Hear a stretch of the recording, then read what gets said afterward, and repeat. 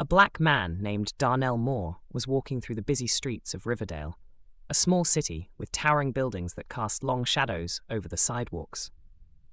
The morning air was filled with the hum of city life, car horns, footsteps, and snippets of conversations weaving together into a lively symphony.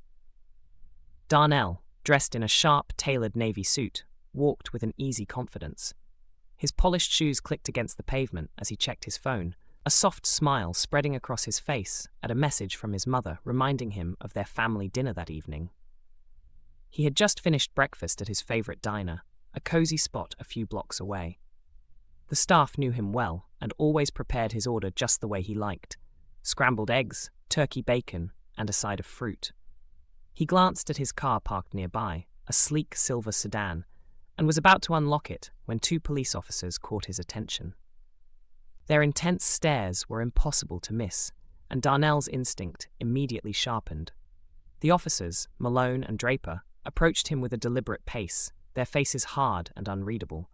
Darnell turned toward them, maintaining his composure, though a familiar unease stirred in his chest. His father had taught him long ago how to handle encounters like this. Stay calm, be respectful, and never let fear show. "Morning, officers." Darnell greeted them politely, sliding his phone into his pocket. He noticed the name tags on their uniforms as they stopped a few feet away. "Can we see some ID?" Malone asked bluntly, his tone sharp and demanding. There was no courtesy, no explanation. Darnell raised an eyebrow but kept his voice steady. "Is there a reason you need to see my identification?" "You match the description of someone we're looking for," Draper said, stepping closer. His hand rested near his holster, a clear signal of intimidation. "Just hand over your ID, and we'll see if everything checks out." Darnell reached for his wallet slowly, mindful of their eyes tracking his every move. "Here it is," he said, handing his driver's license to Malone. "But I'd still like to know what this is about." Malone barely glanced at the ID before handing it to Draper, who studied it with exaggerated scrutiny. "What are you doing in this neighborhood?" Draper asked, his tone loaded with suspicion.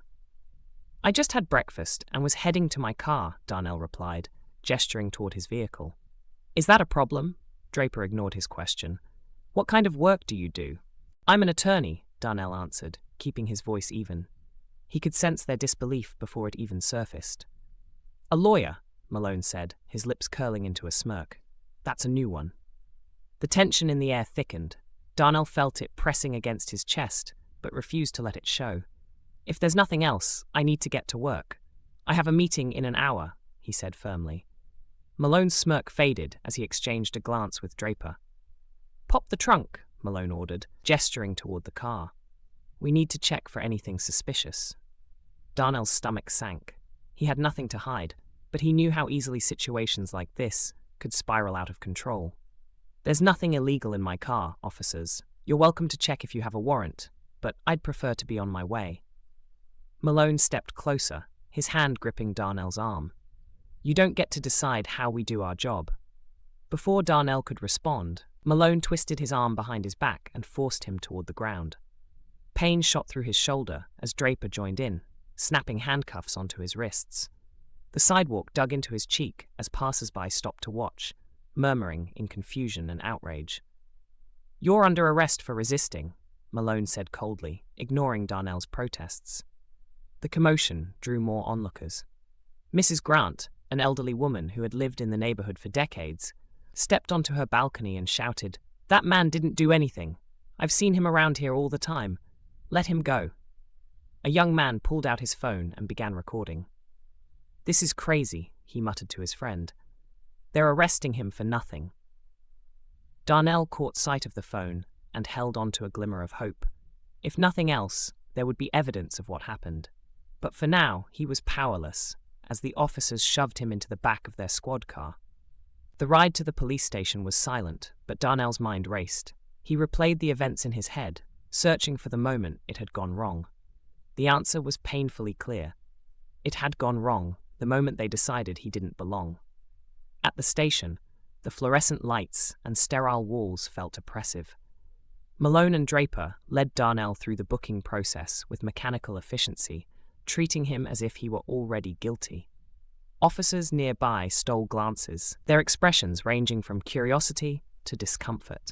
"Name?" asked the officer at the booking desk, not looking up from his computer. "Darnell Moore," Malone answered for him. The officer typed the name into the system, his brow furrowing slightly as the information loaded. Darnell caught the flicker of surprise on the man's face, but he said nothing and motioned for them to continue. After fingerprinting, Darnell was placed in a holding cell. The cold metal bench and sour air made the space feel even smaller. He sat quietly, his mind moving past anger into strategy. He knew he hadn't done anything wrong, but proving that wasn't always enough. Meanwhile, Officer Benson, a young recruit, approached Malone and Draper with a concerned expression. "Hey," he said, lowering his voice. "That guy you brought in, Darnell Moore, do you know who he is?" Malone shrugged dismissively. Some guy who thought he could talk his way out of trouble.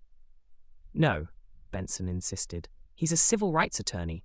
He's been involved in big cases, police misconduct, racial profiling, stuff like that." The words hit Malone like a punch to the gut, but he masked his reaction. "Doesn't change anything," he muttered. Benson shook his head. "If word gets out about this, we're screwed." Malone waved him off, but his unease grew with every passing moment. Unbeknownst to them, Lieutenant Sarah Gibson had already been informed. She read through Darnell's record and recognized his name immediately. The weight of the situation hit her as she realized who they had arrested and what it could mean for the department. When she confronted Malone and Draper, their defenses crumbled. "We were just doing our job," Malone said weakly.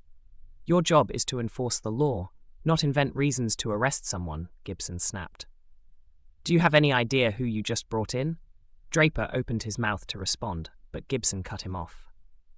"Darnell Moore is one of the most prominent civil rights attorneys in the region. If this blows up, it won't just be your careers on the line, it'll be the entire department." As Gibson reviewed the reports, the commotion outside the station grew louder. A crowd had gathered, demanding Darnell's release. Reporters were arriving, and social media was already ablaze with outrage.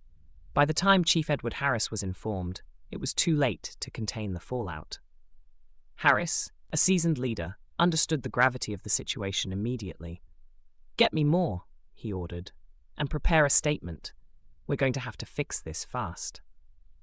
When Darnell was brought into Harris's office, he stood tall despite the ordeal. His suit was wrinkled, and his wrists bore the marks of the cuffs, but his dignity was intact. "Mr. Moore," Harris began, his tone measured, "I want to personally apologize for what happened today. It was a mistake, and we take full responsibility." Darnell's gaze was steady. "A mistake," he repeated. "Is that what we're calling it?" Harris sighed, his shoulders sagging under the weight of the moment. "What can we do to make this right?" Darnell didn't hesitate. "Start by holding your officers accountable. Then let's talk about real change, not just for me, but for everyone who's been treated like this." Outside, the crowd erupted into cheers when Darnell emerged, flanked by his family and supporters. Cameras flashed and reporters shouted questions, but Darnell ignored them, focusing on the people who had stood by him. "This isn't just about me," he told the crowd, his voice strong and clear. "This is about justice for all of us, and it starts now. The city of Riverdale would never be the same."